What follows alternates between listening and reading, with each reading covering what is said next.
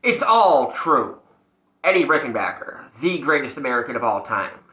Obviously, this is argumentative and pure speculation, but yeah, this is a messed up story. Edvard Rickenbacker was born October 8th, 1890 in Columbus, Ohio, and his German-sounding name would cause him issues for a good portion of his life until he finally changed it. While his parents were indeed German-speaking immigrants, they were from Switzerland, not Germany. Little Eddie was the third of 8 children, and he was nearly killed 4 times before his 11th birthday. The first was when he was a toddler, and he went toddling right into an open cistern on the street, which existed on the streets in the late 1890s. Now, it was 12 feet down for the 2-foot-high toddler, so I imagine if it was empty, the fall would have just killed him, as it would have been equivalent to a grown man falling off a 4-story building. So there must have been some water in it, and he probably just thrashed around in there until the adults jumped down there to rescue him. 2 of the other times involved nearly being hit by a train, which happened a lot in the very early 20th century, considering in many cities there'd be 15 sets of railroad tracks crisscrossing each other with absolutely 0 warning signs anywhere. The 4th and closest time he came to dying as a child was when he was 10, and his school caught on fire. In the panic of the alarm, he forgot his coat on the back of his chair, and he ran back inside the burning building to get it, because he didn't want to get in trouble for losing his coat. He made it back out with his coat, but then had to puke several times due to smoke inhalation. Aside from these traumatic incidents, he was very industrious, intelligent, curious, creative, caring, and even at times an artistic kid, and he was very, very mechanically inclined. Now, his father was an old country, not quite Prussian-style disciplinarian, and didn't exactly encourage the kid with nonsense bullshit that wasn't going to put food on the table, like artwork and inventions. The true story about what happened to his father, Wilhelm Rickenbacker, is at best unclear and crazy. Little Eddie became an adult at the age of 13 when his father was murdered. Actually, manslaughtered. His father was manslaughtered. His dad was drunk one day and picked a fight with an innocent man who was walking home from work.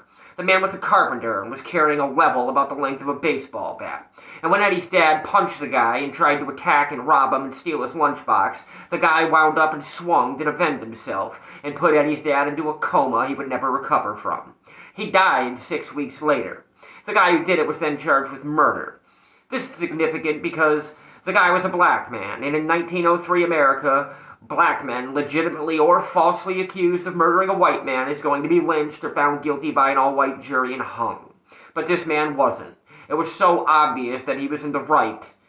Even though you still can't kill someone, he was only found guilty of the lesser charge of manslaughter and self-defense, and only sentenced to 10 years. All of this forced Eddie to grow up real quick. When he was 14, 15, 16 years old, he first dropped out of school, and then went to work in a steel yard, a glass factory, a brewery, and as a cemetery stonecutter. In his spare time, he was constantly building and taking apart every machine he could get his hands on. What he really wanted to do was work on and design cars, automobiles. This, he was told, would never be possible, and was pretty much crazy, because back then you had to go to college and get an engineering degree. And in order to do that in 1910 America, you had to have money, which his family did not have. But when he was 16, he got a job at the Lear Automobile Company, and was helped into enrolling in an engineering class which he excelled in, to the point that his professor took him under his wing and began introducing him to important people in the Chicago, Columbus, Cleveland, and Detroit areas. William Jennings Bryant was one of these people that he met. Rickenbacker got to be a driver for him at a political event when he was 16. As a modern-day comparison, it would be like meeting Bernie Sanders, someone who was almost president. More importantly, he got to meet Harvey Firestone, as in that Harvey Firestone, one of the biggest billionaire tire manufacturers in history. But at this time, Firestone was not a billionaire. He was a lowly, big-shot corporate executive millionaire. And he hired Rickenbacker to work for him based on his apparent work ethic and mechanical knowledge. By the time he was 18, he developed a knack for racing cars, and he was getting pretty good at it, winning several local races. Before he was even 20, he was the boss of a half-dozen men and traveling all over the country, solving problems, selling cars, and promoting the car companies he worked for, including the Columbus Buggy Company, Duesenberg, and Peugeot. In 1911, he was the backup driver for Lee Freyer in the first-ever Indianapolis 500. The next year, he formed his own racing team, known as the Flying Squadron, which was mostly made up of Bush League, not quite as good as the pros type drivers. He, however, was as good as the pros. He was very competitive against the best drivers in the country, to the point that he finished in the top 10 in overall points at the end of the season. But unfortunately for Eddie, he got suspended for the entire 1913 season, allegedly for ignoring safety regulations. It was around this time that he first met the love of his life. She was an absolute smoke show. She was 5 years older than him, and her name was Adelaide. He was head over heels in love with her. She, however, was not so impressed by him. He was younger than her. He was an immigrant's kid. He came from poverty and wasn't formally educated, even if he was one of the top 10 race car drivers in the country. She ended up marrying a guy named Cliff Durant, the top 5 race car driver in the country, who was educated and rich, because his father was William Durant, one of the founders of General Motors. Now, we'll come back to what happened to Adelaide a little later, because what happened to Adelaide was very, very fucked up. 1914 and 15 went really good for Eddie. He was racing for a team called Prestolite. So good, in fact, he was one of the most famous race car drivers in the country. In 1915, his team got invited to race in England. England was at war, and due to his German-sounding name and some fake news articles that speculated he was the disowned black sheep son of a Prussian nobleman, well, Scotland Yard took these articles very seriously, and they were on the docks to interrogate him as soon as he set foot on British soil. Not in immigration or customs, but literally, as soon as he stepped off of the boat, 2 agents were there to question him. They tailed him the entire time he was in England, 5 weeks in total, and they continued following him for two more weeks back in the United States to make sure he wasn't a German spy. It was after this trip that he legally had his name changed from Edvard Rickenbacker to the more American-sounding Eddie V. Rickenbacker. Now, World War I had been raging for over a year by this point. Eddie Rickenbacker has never been in the military, has never flown a plane, and yet he is somehow going to be the American ace of aces and by far the most famous fighter pilot of World War I. Not long after he got home from this racing trip to England, he had an event out in California that would massively influence the rest of his life. He was out near Los Angeles one day when he saw an airplane overhead. The plane stalled out and the pilot was forced to land in a field not far from where Eddie was. So he ran out into the field to see if the pilot needed any help, and indeed he did, as he could not get the plane restarted again.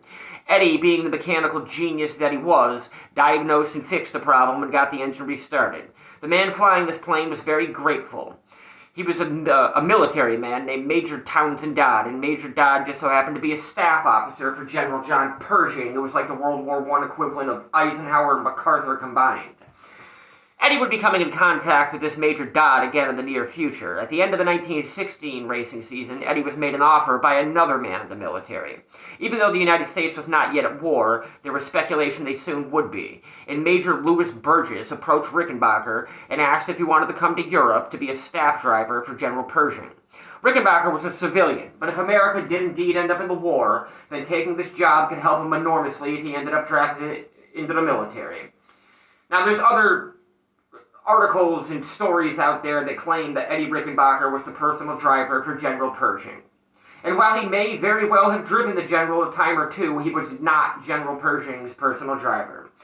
Rather, he ended up as the personal driver for Major Townsend Dodd. It seems it was Major Dodd who was the one who wanted the race car driver who helped him get his plane restarted in the California cornfield as his personal driver.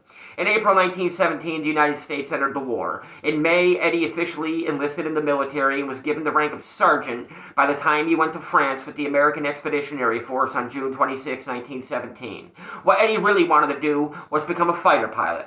But in reality, this was impractical and impossible because the cutoff age to be a pilot was 25 and he was already 27. Not only this, but for the most part, all of these pilots are men of extreme privilege or children of industrialists or Harvard, Yale, Princeton, Ivy League, Stanford, Dartmouth types. Fortunately for Eddie, he knew people, like Captain Jim Miller and Colonel Billy Mitchell, who ended up becoming the father of the United States Air Force. He met these people while acting as a driver, and these connections got him transferred to the 94th Aero Squadron as a mechanic. For the rest of 1917, he worked as a mechanic, but he was allowed to stand at the back of the room while the pilots were taking flight classes, because as a mechanic, he had to know how to fly the planes he was working on. Eventually, due to his performance as a mechanic and the ease with which he took to flying, he was granted an exemption. And even though he was 27, he was allowed to become a fighter pilot. By April of 1918, he reported to his squadron as a pilot and an officer for the first time. Early on, one of his teachers was the famous French flying ace Raoul Lufberry, and on April 13, 1918, he and his wingman, Lieutenant Reed Chambers, made their first sortie. And it nearly ended in disaster when they both got lost into fog and nearly crashed. Indeed, the start of his career as a fighter pilot was anything but illustrious. He accidentally fired on friendly planes on more than one occasion. He had his guns jammed during combat, which wasn't necessarily his fault, but something that was his fault was diving his plane too aggressively and tearing the fabric on his wings, which nearly caused him to crash. His squadron was known as the Hat in the Ring Gang, as in the old phrase of throwing your hat in the ring, and they were very inexperienced and very amateurish compared to the Germans they were fighting against. On April 29th, he shot down a German fighter plane, his first kill, and by the end of May, he had 6 confirmed kills, meaning he was officially an ace. But he made a lot of mistakes and was nowhere near perfect. A commanding officer said of him something along the lines of, "He is both the most reckless and the most cautious pilot I've ever seen." In early June, he suddenly got sick with a fever, and things got out of control quickly.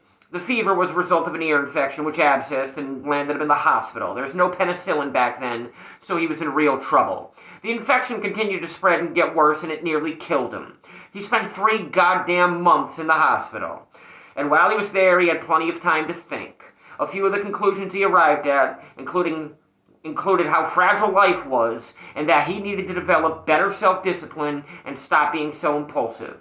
On September 12, 1918, he was finally released from the hospital and reported back to his squadron. They had suffered a rough, one-sided summer against the Germans. On September 14th, he shot down a German fighter, and the very next day, he shot down another one. Less than a week after being released from the hospital, his superiors had decided they'd seen enough of the new Eddie Rickenbacker and promoted him to captain and also made him squadron commander. A week or so later, he dressed the entire unit for the first time, making sure the mechanics knew he was really one of them. He then informed the officers that things were going to change with him in command, but he would never ask any of them to do anything he wouldn't do first. To prove this, he walked right over to his plane, fired it up, and took off, flying right towards the German lines. Within minutes, 2 German fighters appeared to engage him. He shot down both of them over the next 10 minutes as his entire unit looked on in disbelief. Right after shooting these planes down, he went back and landed, got out of his plane, and continued his briefing. He was awarded the Distinguished Service Cross for the action of September 25, 1918. Later, this would be upgraded to the Medal of Honor. Eddie told his men that his philosophy was this: never engage the enemy, whether you're going against 1 fighter or 6, unless you know with 100% certainty that there is better than a 50-50 chance you will win. The 94th Squadron, as a unit, improved immensely under Rickenbacker. And even though he wasn't the ace of aces among American pilots yet, he was becoming very well known in the press. A reporter asked him one time what he thought of another American pilot, a pilot by the name of Frank Luke, a.k.a. the Arizona Balloon Buster, who had 15 kills, including 11 over the previous 8 days alone, which was a newsworthy event. Eddie said he thought he was a great pilot, but he's a bit impulsive and reactionary just like I used to be. He said that if Frank Luke was transferred under his command, he could make the kid into one of the best fighter pilots in the world. On September 28th, Eddie got his 11th confirmed kill when he shot down a balloon. On September 29th, Frank Luke was on a mission and shot down 2 balloons and a recon plane, when suddenly a German pilot named George von Hantelmann appeared. 2 weeks earlier, von Hantelmann shot down and killed Frank Luke's wingman, Joe Warner. On September 29th, von Hantelmann shot down and killed Frank Luke.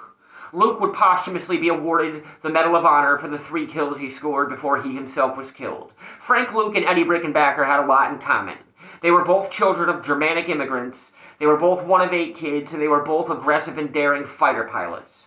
As a trivia fact, during the 2023 Chinese spy balloon incident over the United States, the call signs of the 2 F-22s sent to shoot it down were Frank 1 and Frank 2, in honor of the Arizona balloon buster, Frank Luke.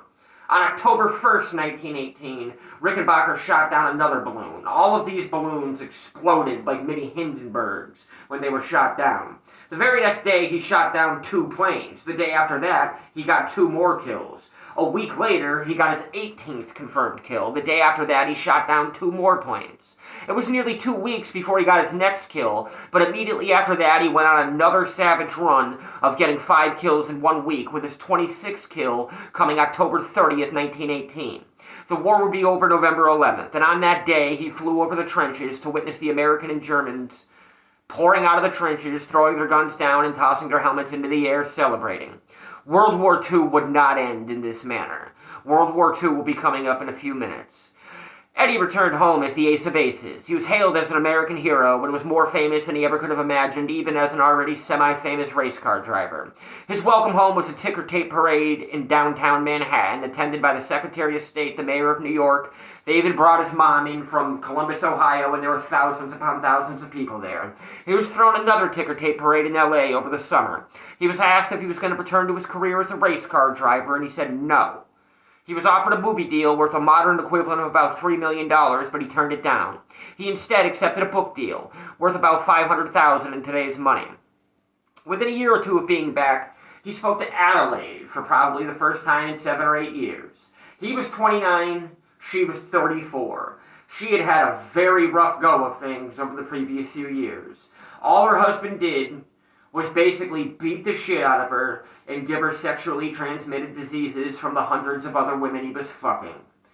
Now, after she got yet another STD from her husband, in conjunction with all of the beatings, which were only getting worse and worse, she decided to get her tubes tied to make sure she would never bear him any children, without telling him. Someone she did tell was her father-in-law, who was one of the founders' GM.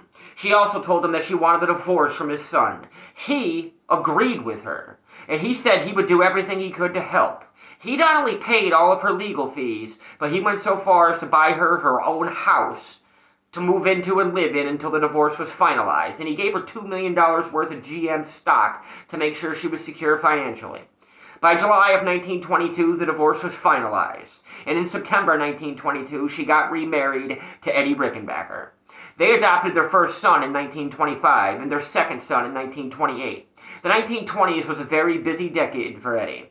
With all his fame, he'd come into some decent money and decided to start his own company, his own car company, as well as get into the business of aviation. Most people thought aviation was kind of crazy and stupid and would never work and all that shit.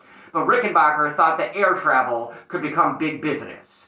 And he also thought that the government should look into flying mail across the country instead of only using rail. Government officials were skeptical of the concept of airmail. So in order to try to convince them, Rickenbacker flew across the country and back 4 times in a row. So 8 times total. Even though he did his best to hide the fact that he stalled out and crashed 8 times over this trip, the government, even though they didn't know about all these crashes, they still weren't convinced of the airmail idea. Just yet, anyways. In 1921, he founded the Rickenbacker Motor Company, and together with his wingman from World War I, Reed Chambers, he bought Florida Airways. Within a few years, he'd have the government contract for much of the Southeast, and even Henry Ford believed in him and his airline to the point that he invested enough money for Eddie to buy 3 additional brand new passenger planes. The Rickenbacker car became one of the first cars in history to have 4-wheel brakes. He also made a bit of civil rights history in the mid-20s.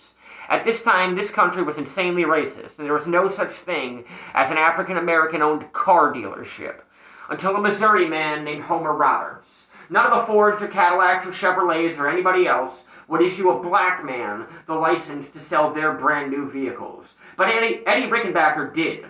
Roberts would have a 60-car showroom, and eventually, due to his success with Rickenbacker, get licensed to sell Oldsmobiles and Hutmobiles. In 1925, he was the number 3 dealer in the entire country for Rickenbacker car sales. He ended up being crippled and bankrupted by the Great Depression, as pretty much everybody else was back then. But Eddie Rickenbacker actually almost went broke 2 years before the Great Depression even hit. Rickenbacker had his car company go out of business, as well as his airline. Rickenbacker Motor Company closed for good in 1927. Eddie openly admitted that his heart and soul was in Florida Airways, and as a result, he wasn't 100% invested in the car company. His airline was destroyed by the Great Florida Hurricane of 1926. It entirely devastated all of his hangars and destroyed all of his planes. He chose not to rebuild this airline, which turned out to be very smart and very, very lucky, because just 2 years later, the 1928 Great Okeechobee Hurricane hit and would have destroyed everything that he rebuilt. In 1927, he took pretty close to the last $700,000 he had and did something crazy. He bought this backwoods in the middle of a cornfield in Indiana racetrack that used bricks as a roadway. It was called the Indianapolis Motor Speedway. He served as the master of ceremonies and occasionally drove the pace car and oversaw many improvements at the track all through the Great Depression years.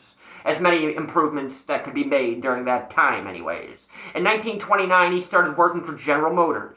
By 1935, he was promoted to the general manager for an airline owned by GM known as Eastern Airlines. In 1938, he bought this airline outright from GM because he wanted total control over the business.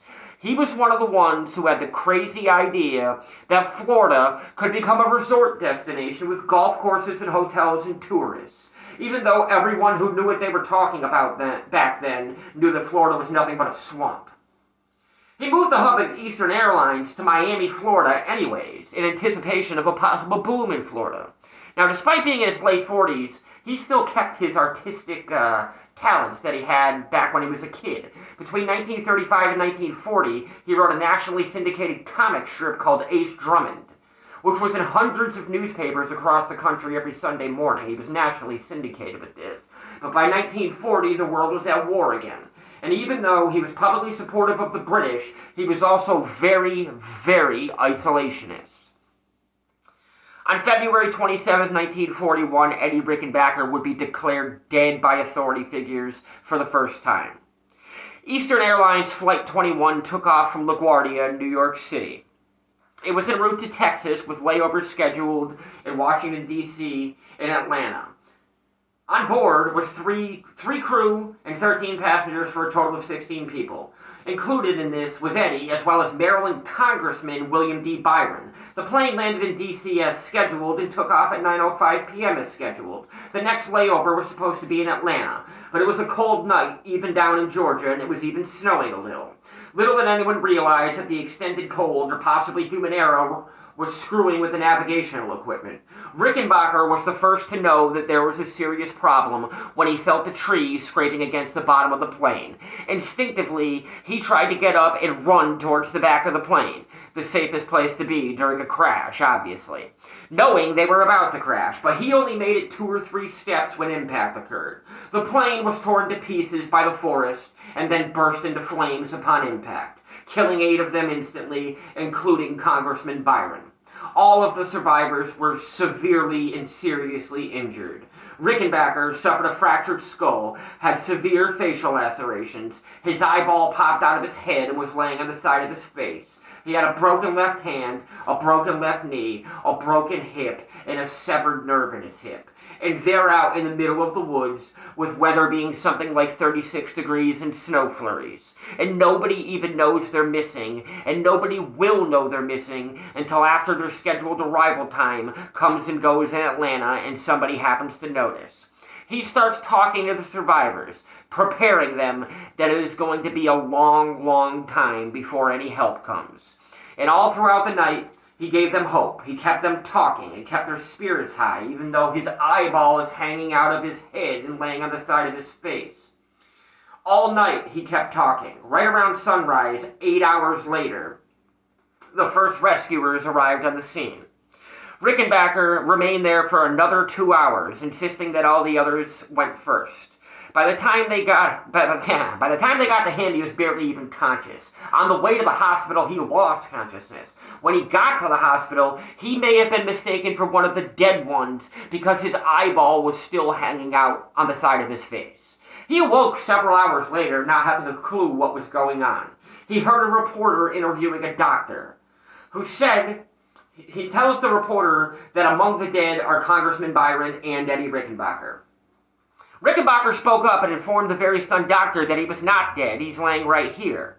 He was immediately admitted into the ER for emergency surgery. As stunned as the doctor was, privately, he did not expect Rickenbacker to survive. Eddie spent the next 10 days in the ICU and almost died in there too when his oxygen machine malfunctioned in the middle of the night. It was the middle of the night, and nobody would have noticed this if it wasn't for the fact that Adelaide was by his side all night, every night. She reported to one of the nurses that it seemed like there was some sort of problem and her husband wasn't breathing right. Luckily, they found and fixed the problem. Rickenbacker later said that it took an indescribable amount of will to stave off dying during those 10 days. He spent the next 4 goddamn months in the hospital. But miraculously, when he left, the eyeball that popped out of his head still worked after the surgery. For the first time ever, he would miss the Indianapolis 500 in 1941. And nobody yet knew it, but this would be the last Indy 500 with Rickenbacker as the owner, because December 7th, 1941, the war came to the United States, and the United States entered the war. Within a few weeks, he canceled the 1942 Indy 500, and before long, all racing nationwide was suspended for the duration of the war. He offered to the government the use of his speedway if they wanted, as well as his fleet of Eastern Airlines planes. But what the government really wanted from him was to go on publicity tours, sell war bonds, and go review troops at U.S. air bases. Eventually, the Secretary of War gave him an authorization to pass to just randomly appear at any U.S. air base he wanted to inspect the troops and report back what he saw. In the summer of 1942, he was sent to England to review American air bases there. But in October of 1942, he was tasked with a legit top-secret mission from FDR himself. Now, on the surface, this mission was to go to the Pacific and do what he had just been doing in Europe over the summer. His secret mission was to hand-deliver a handwritten letter from FDR to General Douglas MacArthur in Australia. MacArthur was making a lot of noise, telling anyone who would listen and everyone in the press what he thought should be done and how he thought the war should be fought. FDR was obviously a staunch liberal, and Rickenbacker was a conservative, a fierce one. But FDR chose him to deliver this message because he needed someone that General MacArthur would both listen to and respect, and perhaps even fear. After first stopping in Hawaii and Pearl Harbor to inspect all the changes made to Hawaiian air defenses, Rickenbacker and 7 others then took off in a B-17, headed first for Canton Island in the South Pacific as a refueling stop before proceeding on to Australia. But they never made it there. The B-17 had problems with its primitive 1940s navigational equipment, and they got lost. Making it more psychologically damaging was that they were in radio contact with the American base on the island the entire time as soon as they came into range. But this didn't mean anything because they could not see the island. They could have been 15 miles away and they could have been 70 miles away. When they only had 15 minutes of fuel remaining, Rickenbacker had them start putting food and water and other supplies into life rafts, all right next to the exits, for when they had the ditch. Unfortunately, their forced water landing took place in very rough seas with 15 to 20 foot waves. As soon as the B-17 came to a stop, it was pulverized by these waves. They swept through the plane and washed away all of the supplies they had put to the side and caused the plane to sink far faster than any of them had anticipated. They were lucky they even barely made it out into the rafts. There was 3 tiny life rafts for the 8 of them to pile into. They had no water at all, and all they had for food was 3 oranges that someone was smart enough to put in his pocket. Luckily for them, it rained a few times in their first few days adrift, and they caught rainwater in their bare hands and drank it. After 5 or 6 days, they were out of food. The oranges did not last long. There was no rain, and things were looking bleak. Rickenbacker was the unchallenged leader of these 8 men, and he did his best to keep things civil while they awaited rescue. Unfortunately, the military had no clue where they went down. By day 8, things were getting desperate. They were all basically just laying there waiting to die. Rickenbacker was leaning against the side of the raft with his hat over his eyes when he felt something land on his face. It was a seagull. He caught it and killed it with his bare hands, and they ate the thing raw. They used its guts as bait and could finally use the fishing line and hooks that somebody else had in their pockets. This came just in the nick of time, too, because rescue was not close at all. By day 14, Eddie Rickenbacker was declared dead by authority figures for a second time. In World War II, planes got lost at sea all the time, and 14 days was the maximum allowable search time. But Adelaide ferociously fought to keep the search alive, contacting politicians and important business people. And eventually, due to the stature and worldwide fame of Rickenbacker, the military agreed to extend the search for 1 more week. But the rescue planes would not find them. By day 18, it was flat out despair for the 8 survivors. A few of them were sick, all of them were sick, but one of them started going crazy. First, he drank seawater, which Rickenbacker repeatedly warned him not to do. Then later, this same guy began screaming that he saw an island in the distance. He started yelling at the other survivors to row towards the island, yelling and screaming, asking why nobody else could see the island. Eventually, he quieted down. But several hours later, while everyone else was resting, they were awoken by the loud splash that sounded like somebody was jumping into the ocean. They pleaded with this guy to swim back to the raft, but he said he was swimming to the island. Within a few minutes, he went beneath the waves and they never saw him again. The next day, the group made the group decision to untie the 3 rafts and drift apart, hoping one of them would be found. After 4 more days, the raft with the B-17 pilot, a guy by the name of William Cherry, who had one other guy with him, reached an island. 4 more days after this. But nobody was on this island. However, a few hours later, a pair of indigenous fishermen came to the island to fish offshore and found them. The indigenous then traveled 20-something miles to the nearest Australian Coast Watchers station. So after 23 days, these 2 guys were rescued when the Coast Watchers contacted the U.S. military. One of the other rafts was luckily sighted by a U.S. plane that was en route to rescuing the 2 found by the Coast Watchers. Rickenbacker's boat, however, would not be found that day. He had to spend 1 more night at sea. On day 24, he and the 2 guys he was with were rescued. Amazingly, Rickenbacker kept this letter from FDR to General MacArthur telling the general to quiet down, and he delivered it, albeit 1 month later than originally intended. Rickenbacker was once again an American hero, and he returned home for a few months to write a book titled 7 Came Through. He would return to the Pacific after first going to the USSR for a few weeks, and eventually he went to Burma, India, China. He flew over the hump and even went to the Aleutian Islands up in Alaska after the Japanese invasion there. He would be awarded the Medal of Merit for his service during the war, the highest award for a civilian. After the war, Eastern Airlines became one of the big 4 of domestic air travel, along with TWA, United, and American, while Pan Am was the king of international travel. By 1959, business began to stagnate a bit, and he was forced out as CEO of his own company. In 1963, he resigned as chairman of the board and retired. As often happens when people get old, people get a bit crazy sometimes, and Rickenbacker started saying some questionable things as he got old. But it was the height of the Cold War. He was paranoid of Soviet and communist conspiracies and of some impending race war in Asia. But by this point, he was out of the public spotlight and retired down to Florida, Key Biscayne, one of the towns that he basically built with his crazy golf courses and tours resort ideas that nobody said would work. In fact, to this day, the bridge connecting Key Biscayne to the mainland is called the Eddie Rickenbacker Bridge. Other awards and honors Rickenbacker earned include 6 Distinguished Service Crosses, the Medal of Honor, the Medal of Merit, the Croix de Guerre, the Legion of Merit from France. He won the McKay Trophy, the VFW Merit Award. He is in the Indianapolis 500 Hall of Fame, the Automotive Hall of Fame, the National Sprint Car Hall of Fame, the Motorsports of America Hall of Fame, the Georgia Aviation Hall of Fame, the National Aviation Hall of Fame. He has countless buildings named after him on American military bases. His childhood home in Columbus, Ohio is a registered National Historic Landmark, and he had a postage stamp made in his honor in the mid-1990s. In 1973, he was declared dead by authority figures for the 3rd and final time when he died while staying in Switzerland, the home country of his parents. His funeral back in Columbus, Ohio was attended by thousands, and the eulogy was delivered by General Jimmy Doolittle, as in the raid on Tokyo, Jimmy Doolittle.